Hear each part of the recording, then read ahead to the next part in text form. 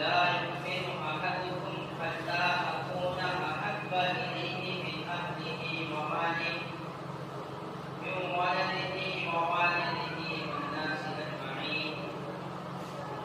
وقال النبي صلى الله عليه وسلم: من أحبني كان معي في الجنة، أو كما قال عليه الصلاة والسلام. محمد کی محبت دین حق کی شرط اول ہے. محمد کی محبت دین حق کی شرط اول ہے. اسی میں وہ اگر کافی تو ایمان نام محمد. محترم سامعین کرام، اللہ کا بڑا نعمت ہوا ہے کہ اس نے ہم سب کو یہاں جمع ہونے کی توفیق عطا فرمائی. میں نے آپ کے سامنے حضور اکرم صلی اللہ علیہ وسلم کے احادیث مبارکہ پیش کی ہے. اس کے اندر حضور نے فرمایا: تم میں سے کوئی انسان اس وقت تک مکمل ایمان والا نہیں ہو سکتا جب تک کہ نہ اس کے نزدیک اس کی اولاد سے، اس کے والدین سے، دنیا کی ہر چیز سے زیادہ محبوب نہ ہو جاؤ. آگے ارشاد فرماتے ہیں کہ اور جو شخص مجھ سے محبت کرتا ہے وہ میرے ساتھ جنت میں ہوگا. اسی احادیث کو سن کر حضرت عمر فاروق رضی اللہ عنہ کہنے لگے: یا رسول اللہ، آپ مجھے میری جان کے علاوہ ہر چیز سے زیادہ محبوب ہیں. آپ صلی اللہ علیہ وسلم نے پھر ارشاد فرمایا کہ اے عمر، تم میں سے کوئی انسان اس وقت تک بھی کامل ایمان والا نہیں ہو سکتا ہے جب تک کہ میں اس کے نزدیک اس کی جان سے بھی زیادہ محبوب نہ ہو جاؤں. احادیث مبارکہ سے معلوم ہوا کہ اللہ کے نبی سے محبت کرنا دنیا کی ہر چیز سے زیادہ محبت کریں گے جب ہمارا ایمان مکمل ہوگا. چاہے ہمارے ساتھ جان ہو، اولاد ہو، والدین ہو، بھائی بہن ہو، دنیا کا کوئی بھی اولاد ہو، کوئی بھی چیز ہو، اللہ کے نبی علیہ الصلوۃ والسلام سے محبت کریں گے تو کامل ایمان والے ہوں گے، ورنہ نہیں ہوں گے. اور دنیا کی ہر چیز کے مقابلے میں سرکار مدینہ صلی اللہ علیہ وسلم سے محبت کرنا کامل ایمان کی علامت ہے. اور کیوں نہ ہو جبکہ رب کائنات نے ذات اقدس صلی اللہ علیہ وسلم میں وہ تمام چیزیں کامل و مکمل طور پر پیدا فرمائی تھی جن کی وجہ سے انسان کسی سے محبت کرتا ہے. اگر کمالات کا باب کھول دیا جائے تو صاف طور پر پتہ چلتا ہے کہ ساتوں زمین اور ساتوں آسمانوں میں کوئی بھی آپ صلی اللہ علیہ وسلم کے جیسا نہیں. حضرت آدم علیہ السلام سے لے کر عیسیٰ علیہ السلام تک تمام نبیوں کو جتنے کمالات دیے گئے، جتنی چیزیں عطا کی گئی، رب کائنات نے وہ تمام کے تمام اوصاف نبی اکرم صلی اللہ علیہ وسلم کے اندر جمع فرما دیے تھے. آپ نے جود و سخاوت کے دریا بہائے، آپ نے عدل کے ظالمانہ ماحول میں عدل انصاف کا جھنڈا قائم کیا. چنانچہ فرمایا اگر محمد کی بیٹی فاطمہ بھی چوری کرے گی تو اس کا بھی ہاتھ کاٹ دیا جائے گا. آپ کے فصاحت و بلاغت کا عرب و عجم یعنی پوری دنیا جواب نہیں دے سکی. آپ کی حیا کا یہ حالت تھا کہ بندہ نشین کماری لڑکی سے زیادہ حیا تھی. آپ کی تواضع اس قدر تو غلاموں خادموں کے ساتھ بیٹھ کر کھانا تناول فرماتے. آپ کی شجاعت و بہادری کا یہ عالم کہ جنگ حنین میں مسلمانوں کے پاؤں لڑکھڑانے کے باوجود تنہا ہی دشمن کو للکارتے رہے.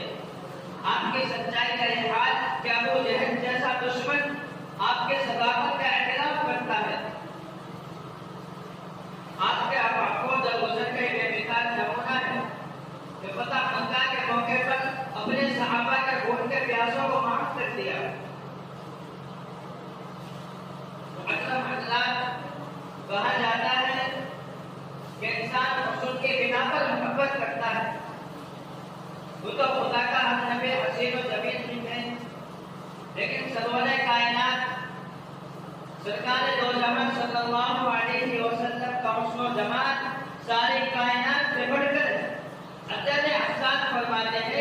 آنکھوں نے آپ سے زیادہ حسین و جمیل نہیں دیکھا، آپ سے زیادہ خوبصورت کا کسی کی ماں نے جنا ہی نہیں۔ حضرت جبرائیل فرماتے ہیں کہ میں کائنات کے کونے کونے تک پھرا ہوں، مشرق سے مغرب تک میں نے سفر کیا ہے، میں نے ان حسینوں کو بھی دیکھا ہے جن کے حسن و جمال کی پوجا کی جاتی ہے، لیکن اے آمنہ کے لال تو بے مثال اور لاجواب حسن کا مالک ہے۔ جی ہاں، مصر کی عورتوں نے اس نے یوسف کو دیکھ کر اپنے ہاتھ کاٹ ڈالے تھے، مگر سرکار دو جہاں صلی اللہ علیہ وسلم کو دیکھ کر عاشقوں نے گردنیں کٹائی۔ حضرت زید کو سولی پر لٹکایا اور معلوم کیا کہ زید سچ بتانا، اگر تمہیں چھوڑ کر محمد کو پھانسی دے دی جائے تو حوالہ کرو گے؟ حضرت زید پھانسی کے پتے پر لٹکے ہوئے ہیں اور کہتے ہیں کرے بے وقوف و نصرت ایمان سبے گانے، محمد اور محمد کی محبت کو تو کیا جانے، کہاں برداشت دیکھی ہم نے شہدائے محبت کی، خلق برداشت کر سکتا ہے بھائی محمد کی، پر یہ گوارا نہیں کہ ان کے پاؤں کے تلوے میں کانٹا بھی چھپ جائے۔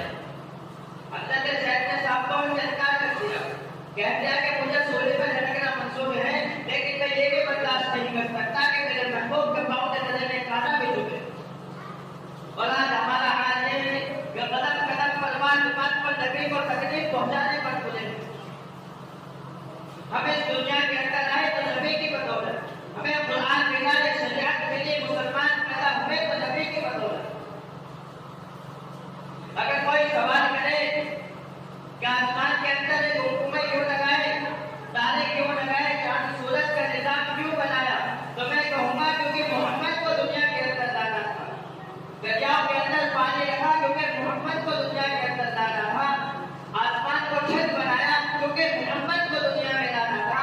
زمین کو فرش بنایا کیونکہ محمد کو دنیا میں لانا تھا۔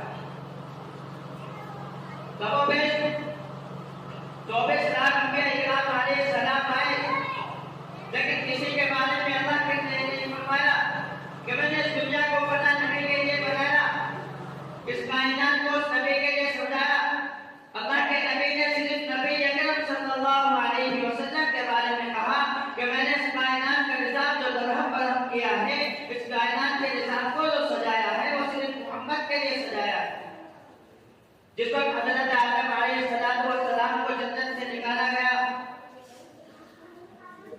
کافی روئے، تڑپے، مغفرت چاہیے، لیکن اللہ تعالیٰ نے معاف نہیں کیے۔ انہوں نے پہلے ہی عرش پر دیکھا کہ لا الہ الا اللہ محمد رسول اللہ۔ جب کافی عرصہ بیت گیا، معافی نہ ملی تو کہا کہ اللہ تیرے نام کے ساتھ میں نے ایک نام جوڑا دیتا تھا، اسی نام کے صدقے مجھے معاف کر دے۔ فوراً اللہ نے حضرت آدم کو معاف فرما دیا۔ اتنے سارے نبی آئے، ہر نبی کی مراد تھی، ہر نبی چاہتا تھا کہ ہم نبی نہ بنے لیکن محمد کی امت میں پیدا ہو جائے۔ عیسیٰ علیہ السلام کی بھی یہی دعا تھی کہ محمد کی امت میں آ جاؤ۔ ابراہیم کی دعا تھی کہ اللہ محمد کی امت میں بھیج دینا، امت میں نہ بھیجے تو میری اولاد میں سے محمد کو پیدا کر دینا۔ ہمیں تو بہت اونچا مقام ملا ہے، نبی کے خواہش کے محمد کی امت میں پیدا ہو، لیکن ہم تو محمد کی امت میں ہی پیدا ہوئے ہیں۔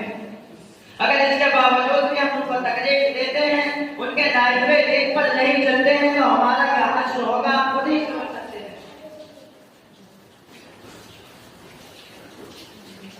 کہیں بتایا جاتا ہے کہ انسان احساس کا غلام ہے، انسان اپنے محسن سے محبت کرتا ہے، کسی نے اس کے اوپر احسان کر دیا تو محبت کرنی شروع کر دی۔ اگر کوئی انسان ایسا نہیں آیا جس نے نبی اکرم صلی اللہ علیہ وسلم سے زیادہ احسانات کیے ہوں۔ بتایا جاتا ہے کتابوں کے اندر کہ تمام انبیاء کرام علیہ السلام کی تکلیف ایک طرف کر دی جائے اور اللہ کے نبی کی صرف ایک جگہ کی تکلیف، صرف اور صرف طائف کی تکلیف کو لگایا جائے تو تمام انبیاء کرام کی تکلیف سے زیادہ دوست و احباب کے مقابلے میں، رشتہ داروں کے مقابلے میں اگر سب سے زیادہ خدمت کرنے والی ذات کوئی ہے تو ذات محمد۔ آپ نے مکے کی زمین پر اور چلانے والوں کو زمانے کا امام بنا دیا۔ دیا، آپ نے بیوہ عورتوں سے نکاح کر کے انہیں عزت بخشی، آپ نے لڑکیوں کو زندہ درگور کرنے کا دروازہ بند کیا، آپ نے انسانی خون کو کعبے سے بھی زیادہ محترم قرار دیا۔ میرے دوستوں، قیامت کا ہولناک منظر ہوگا، نفسی نفسی کا عالم ہوگا۔ اس وقت حضرت آدم صفی اللہ نفسی نفسی کہتے ہوں گے، ابراہیم خلیل اللہ نفسی نفسی کہتے ہوں گے، ابراہیم اسماعیل ذبیح اللہ نفسی نفسی کہتے ہوں گے، موسیٰ کلیم اللہ نفسی نفسی کہتے ہوں گے، عیسیٰ روح اللہ نفسی نفسی کہتے ہوں گے، مگر قربان جائے اس ذات محمد پر جو اس ماحول میں بھی امتی امتی کہتے ہوں گے۔ آپ نے لیلا اور مجنون کی محبت کی داستان سنی ہوگی، تم نے شیریں اور فرحات کے عشق کا قصہ سنا ہوگا، تم نے ہیرا رانجھے کے پیار کی کہانی سنی ہوگی۔ آؤ میں تمہیں محبت کی سچی کہانی اور تاریخ کی زبانی سناتا ہوں۔ ایک صحابی کے ڈاڑی میں دو بال تھے، ایک بال ہوا میں اڑ رہا تھا، کسی نے دیکھ کر مذاق اڑایا تو کہنے لگے کہ ان بے وقوفوں کی وجہ سے میں اپنے حبیب کی سنت کو ہرگز ترک نہیں کر سکتا۔ آج اپنے آپ پر غور کریں، 95% مسلمان وہ ملتا ہے جس کو پہچانا نہیں جا سکتا کہ غیر مسلم ہے یا مسلمان۔ ایک صحابی اپنے کھیت میں ہل چلا رہے، اچانک خبر ملتی ہے کہ رسول اللہ تو وفات پا چکے ہیں۔ کسان صحابی نے ہل چلانا بند کیا، دعا کے لیے ہاتھ اٹھائے اور کہا کہ اے اللہ، جس سے اپنے محبوب کی باتیں سنا کرتا تھا، آج سے ان کانوں کو میرے کہنا کرتے دنیا کے کسی انسان کی آواز کو سننا نہیں چاہتا۔ کہتے ہیں کہ اللہ جس سے اپنے محبوب کا دیدار کیا کرتا تھا، میری ان آنکھوں کو اندھا کر دے، آج کے بعد کسی بھی چیز کو دیکھنا ہی نہیں چاہتا۔ وہ کیسی محبت ہوگی۔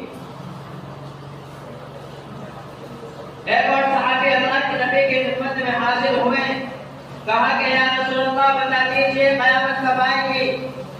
آپ کہتے ہیں کہ تم نے قیامت کے لیے کیا تیاری کی ہے؟ جواب دیتے ہیں میں نے قیامت کے لیے زیادہ تیاری نہیں کی، نہ میرے پاس نماز سے زیادہ ہے، نہ روزے سے زیادہ ہے، نہ صدقہ و خیرات سے زیادہ ہے، لیکن ہاں مجھے اللہ اور اس کے رسول سے محبت ہے۔ تو اللہ کے نبی فرماتے ہیں کہ جاؤ، جب تمہارا حشر ہوگا، تمہارا حشر خوشی کے ساتھ ہوگا جس سے تم محبت کرتے ہو۔ آج کا ہمارا مسلمان نبی کو چھوڑ کر، علماء کرام کو چھوڑ کر، دین کو چھوڑ کر اگر کسی سے محبت کرتا ہے تو اسٹار سے محبت کرتا ہے۔ کوئی کہیں بڑا عالم آ جائے اس کی ملاقات کے لیے کبھی نہیں جائے گا، لیکن اگر کوئی اسٹار آ جائے تو سب بھاگیں گے وہاں۔ یاد رکھنا اللہ کے نبی نے فرما دیا تھا کہ جس سے محبت کرو گے اثر اسی کے ساتھ پاؤ گے۔ یہ آپ کے ذمہ ہے کہ آپ اپنا حشر کس کے ساتھ کرانا چاہتے ہیں؟ اللہ کے نبی کے ساتھ کرانا چاہتے ہیں، اللہ کے نبی سے محبت کرنے والوں کے ساتھ کرانا چاہتے ہیں، یا اپنا حشر جہنمیوں کے ساتھ کرانا چاہتے ہیں؟ حدیبیہ کے موقع پر حضرت عثمان غنی رضی اللہ عنہ سے کفار مکہ نے خانہ کعبہ کا طواف کرنے کے لیے کہا تو کہتے ہیں کہ محمد صلی اللہ علیہ وسلم کے بغیر عثمان طواف نہیں کر سکتا۔ مدت دراز کے بعد ایک طویل عرصہ گزر جانے کے بعد طواف جیسے عبادت کا موقع ملتا ہے، مگر نبی کے بغیر طواف کرنے کو بھی گوارا نہ کیا۔ جنگ احد کے دوران مدینے میں خبر پھیل گئی کہ آپ صلی اللہ علیہ وسلم وفات پا چکے ہیں۔ پورے مدینے میں تو ہلال مچ جاتا ہے، عورتیں روتے ہی گھروں سے باہر آتی ہیں۔ ایک انصاری عورت ام سلیم رضی اللہ عنہا اپنی سواری پر سوار ہوئی، میدان جنگ کی طرف چلی۔ کچھ دور پر پتہ چلا کہ تمہارا باپ اور بیٹا دونوں شہید ہو گئے۔ آگے پھر چلتی ہیں، معلوم ہوتا ہے کہ تمہارا شوہر تمہارا بھائی بھی شہید ہو گئے، مگر قربان جائے اس عورت پر گھر والوں کی شہادت سنی، آگے چلے جا رہی ہیں۔ محمد کا حال معلوم کرنے کے لیے بے قرار ہیں، تڑپ رہی ہیں۔ آپ صلی اللہ علیہ وسلم نظر آتے ہیں تو کہتی ہیں کہ آپ کے بعد تو ہر مصیبت آسان ہے۔ ایک مجاہد نے سیکھوں پر کہا تھا میں بھی اور باپ بھی شوہر بھی برادر بھی فدا، میں بھی اور باپ بھی شوہر بھی برادر بھی فدا، شہدے تیرے ہوتے ہوئے کیا چیز ہے۔ اسلام کے نوجوانوں، تاریخ کے صفحات پر ایک نہیں سینکڑوں واقعات ایسے ملتے ہیں جن سے سچے پکی محبت کا ثبوت ملتا ہے۔ آپ صلی اللہ علیہ وسلم کے پاس ایک یعقوب نام کا گدھا تھا۔ جب آپ صلی اللہ علیہ وسلم کا انتقال ہوا، آپ کی روح دنیا سے پرواز کر گئی۔ وہ گدھا جس کو کوئی عقل نہیں، آپ صلی اللہ علیہ وسلم کے غم میں اتنا روتا ہے کہ ایک کنویں میں گر کر مر جاتا ہے کہ جب نبی نہیں رہے تو میں جی کر کیا کروں گا۔ مسجد نبوی میں ممبر کی تعمیر سے پہلے آپ صلی اللہ علیہ وسلم حضور کے تنے سے ٹیک لگا کر خطبہ دیا کرتے تھے۔ ممبر تیار ہوا، ٹیک لگانا بند کر دیا۔ یہ بے جان لکڑے کا ٹکڑا بلٹ بلٹ کر دوڑتا ہے۔ اللہ کے نبی نے اپنے سینے سے لگایا تو اس نے رونا بند کر دیا۔ بے جان لکڑے کے سینے کو، بے جان لکڑے کو کیا معلوم کہ کس نے ٹیک لگائی، کون کیا کر رہا ہے، لیکن اللہ کے نبی سے محبت بھی ٹیک لگانے بند کرتے ہی رونا شروع کر دیا۔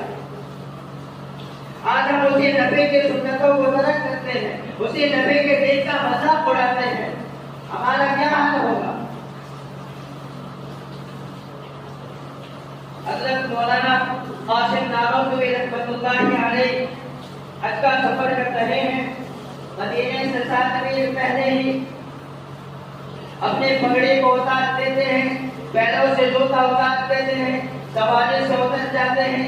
ریتیلی زمین ہے، دھوپ پڑ رہی ہے، مولانا قاسم نانوتوی پیدل چل رہے ہیں۔ کوئی شخص کہتا ہے حضرت ابھی تو مدینہ 7-8 میل دور ہے، تو کہتے ہیں کہ جس جگہ میرے محبوب جانور چلانے آئے ہو وہاں قاسم نانوتوی جوتا پہن کر نہیں چل سکتا۔ شیخ الاسلام حضرت مولانا سید حسین احمد مدنی جو مولانا ارشد مدنی کے والد صاحب تھے، اللہ کے نبی کے روزہ اقدس پر پورے 18 سال انہوں نے دین کا درس دیا ہے۔ راتوں کو اپنی داڑھی مبارک سے اللہ کے نبی کے روزے کو صاف کیا کرتے تھے۔ یہ ہوتا ہے عشق رسول۔ اللہ پاک اس کو ہمیں بھی عطا فرمائے۔